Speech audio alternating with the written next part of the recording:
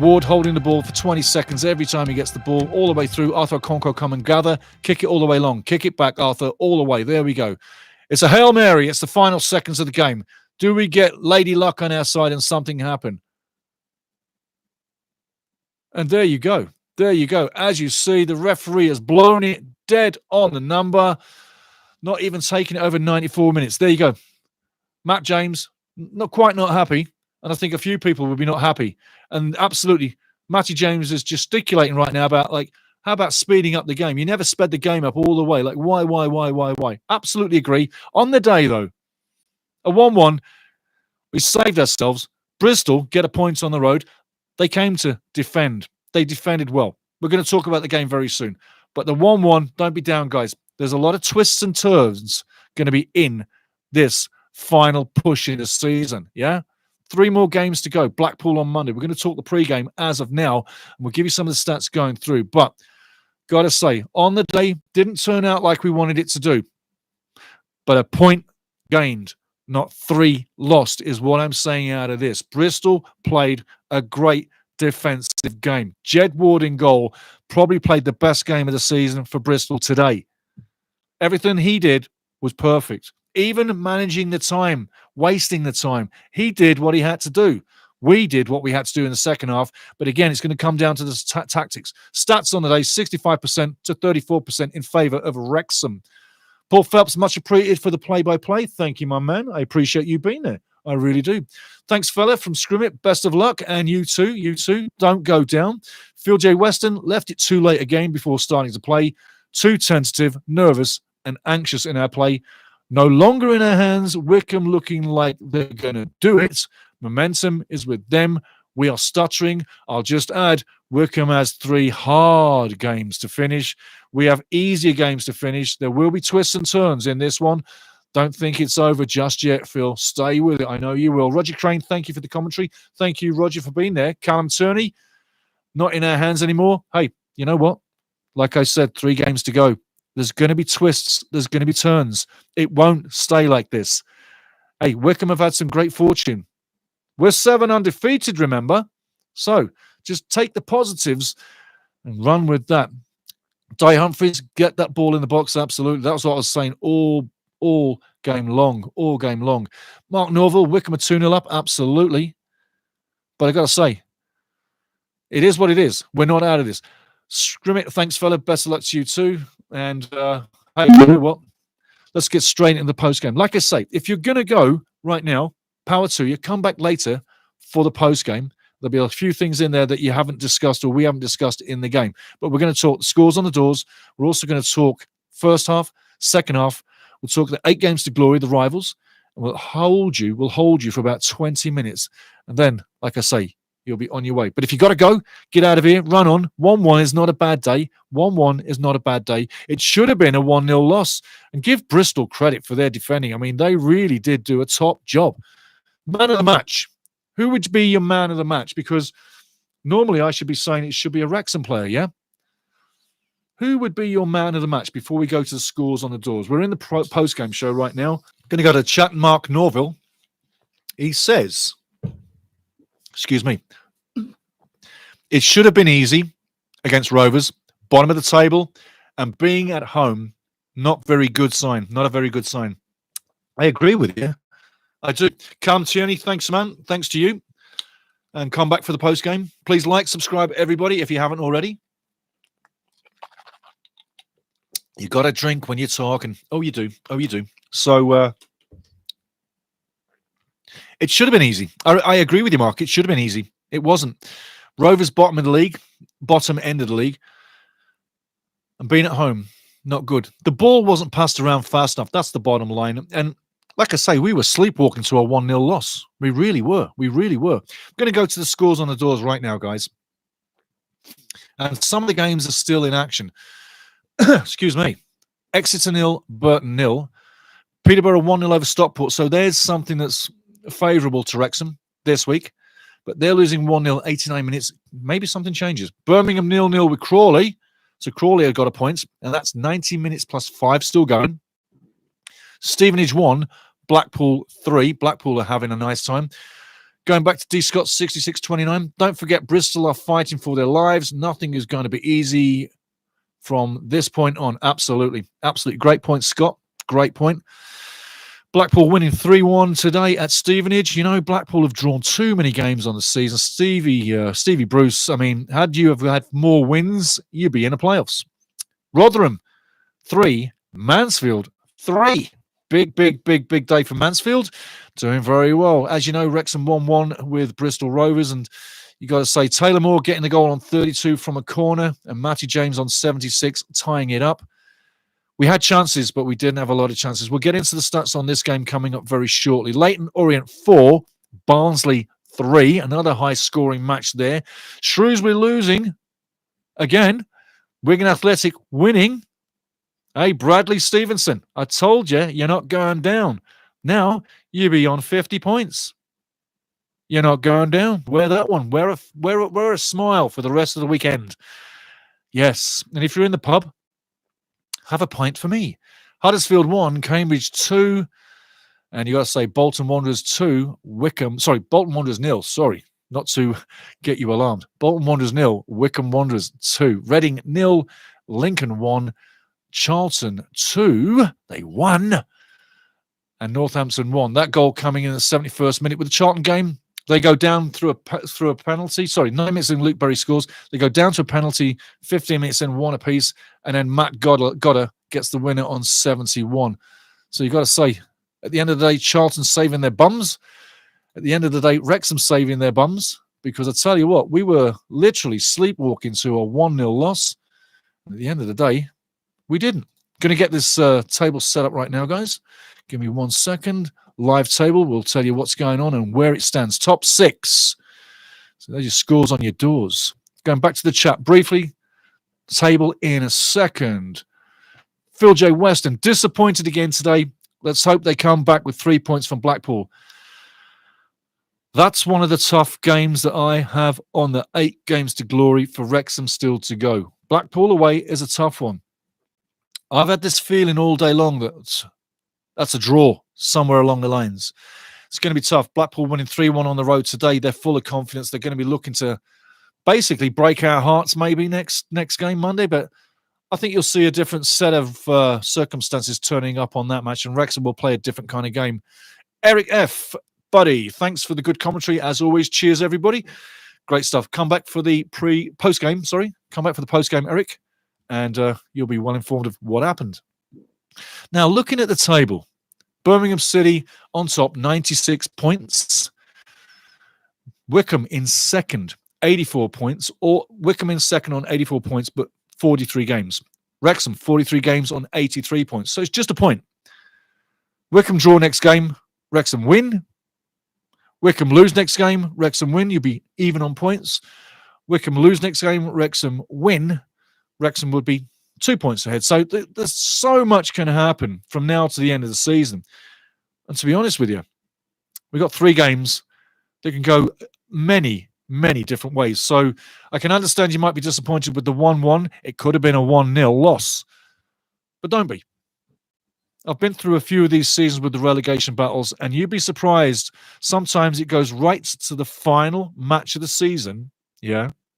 And sometimes within the last 10 minutes, the last 5 minutes of the games, there's so many goals that get scored that people are in playoffs, out of playoffs, in second spot, out of second spot. Things can change on the final day. I don't want to say that this is going to the final day, but right now it does look like that. And if it does, we're still in a hunt. We're so in a hunt. The next 3 games for Wycombe Wanderers are way tougher than what Wrexham have. And we have a good, tough finish, but Wycombe has a tougher finish. Don't forget the final day of the season. Wycombe at home, Stockport coming in. That's not going to be easy. So don't be down. Lots of things happen in relegation and promotion at this end of the season. And this is what we live for. You know, the banter and the talk and the boozer tonight, or in your club or between your mates having a coffee, whichever it is, you got plenty to talk about because it's so alive. Wycombe can be quite relieved with what they've done in the last few weeks, but nothing has been achieved.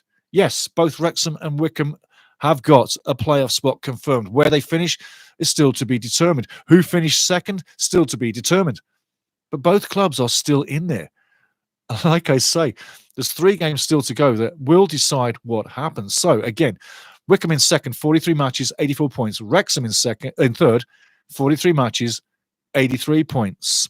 Charlton, 43 matches, 79 points. And Stockport, drawing now, 43 games, 78 points. So the top 2 are still gunning for second spot. And I have to say, really, for my money, second spot is still between Wickham and Wrexham, and either of the teams can claim it. Back to the chat. D. Scott 6629. We are now in a place where we have to win unless Wickham, Charlton, and Stockport keep the pressure on. Correct. Also, I mean to say take the pressure off. I knew what you were saying, and I think everybody else would do with the losses. Yeah. Wickham, Charlton, Stockport, they do need to take a loss. And like I say, the last 3 games for Wickham, I'm more worried about Wickham than anybody else. And I'm not taking Charlton or Stockport for granted. Not at all. Not at all. But let's face it, Wickham, Wrexham is a point difference. Charlton, 4 points behind Wrexham. There's 4 massive points with 3 games to go. It can be possible for both Wickham and Wrexham to fail and Charlton or Stockport to move ahead. But it really would need a downfall in form from both teams. It really would. Now, looking at the first half was pretty much like the Bristol game. If you didn't catch it, it was slow. The rain was coming down. The pitch was waterlogged. The ball should have been zipping. I couldn't get the ball zipping. And to be quite frank with you, Bristol were playing a fantastic defensive structured game, not just on the back line, but throughout the team. And when they did venture forward later in the match, they looked quite good. But for the first half, you've got to say, nothing going well. The match was heading towards a stalemate up until Bristol made it happen. And when they did, Taylor Moore headed in on 32 from a corner, whereby you're asking who lost his man. And again, I got to say, if you look at the highlights, go to the highlights, tell me I'm wrong, tell me I'm right. But it looks to me, in the melee, before the ball comes in from the corner, that Jay Rodriguez loses his man because he starts running and all of a sudden he's blocked and his man's gone. And it looks like a tactic that he had used against him that he didn't see coming. Again, I said earlier in the match, Jay Rodriguez needs to play in the midfield. And he's played silky football for years. And League One is a different brand of football. Excuse me. But Taylor Moore puts the ball in. Good header. 32 minutes in. And Arthur Okonkwo, hey, he wasn't stranded. He didn't look bad on it. He made an attempt to save it. But it came in so quick at him, he didn't really have much of a chance.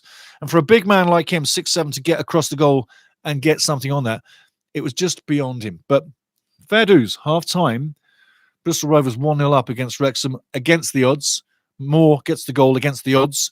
They didn't really storm Wrexham's net, but they defended with their lives. The second half, though, would be a different game.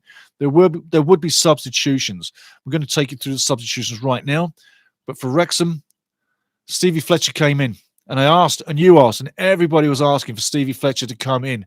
And eventually, he did. Stevie Fletcher came in, replaced Jay Rodriguez, like you asked for, like I asked for, like the whole world asked for. George Dobson came in for Lewis Brunt.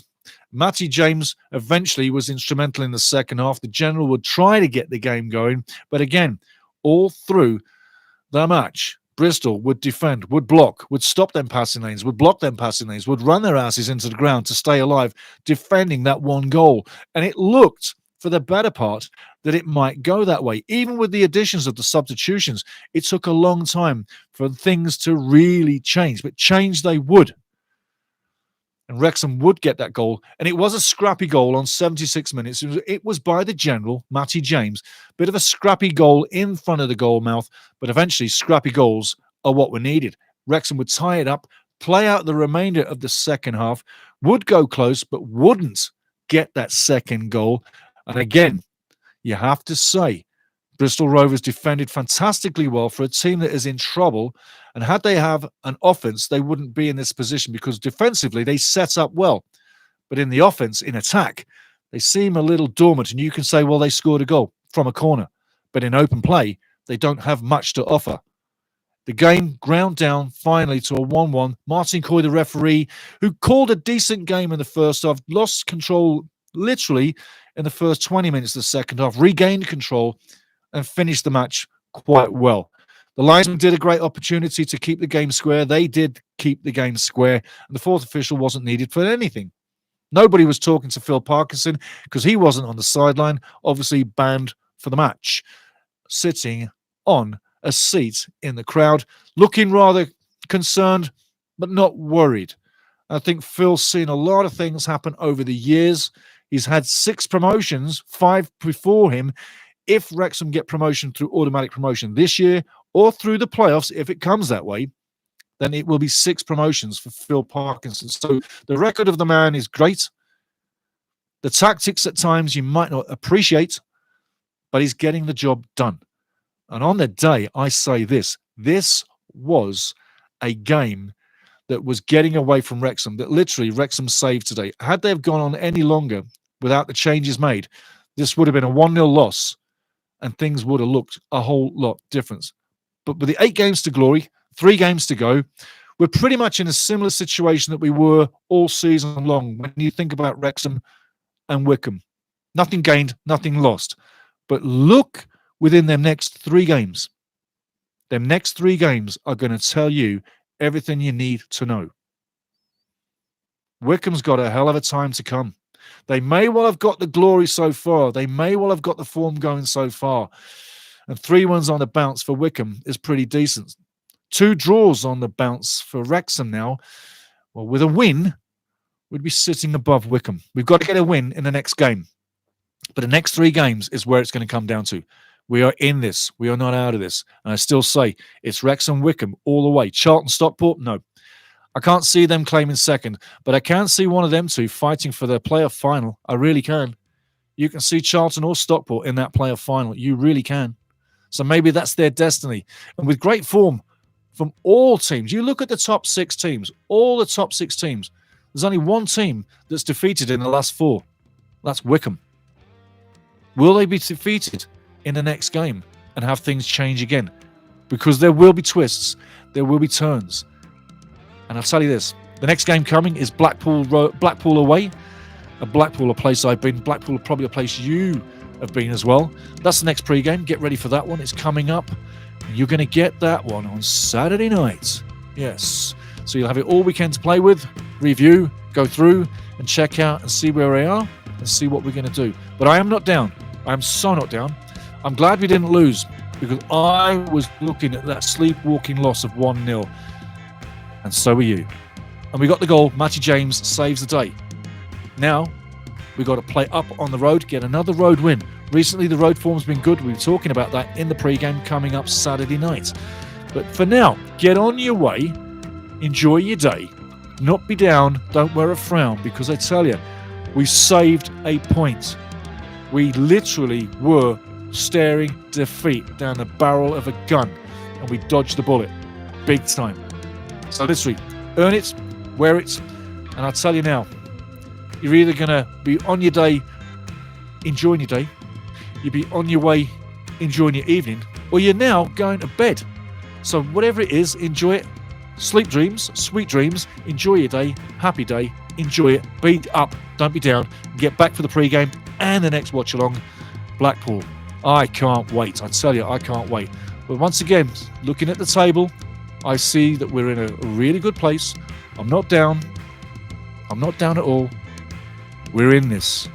And there will be twists and turns. Adieu. Auf Wiedersehen. Tschüss. Take it easy. Sayonara.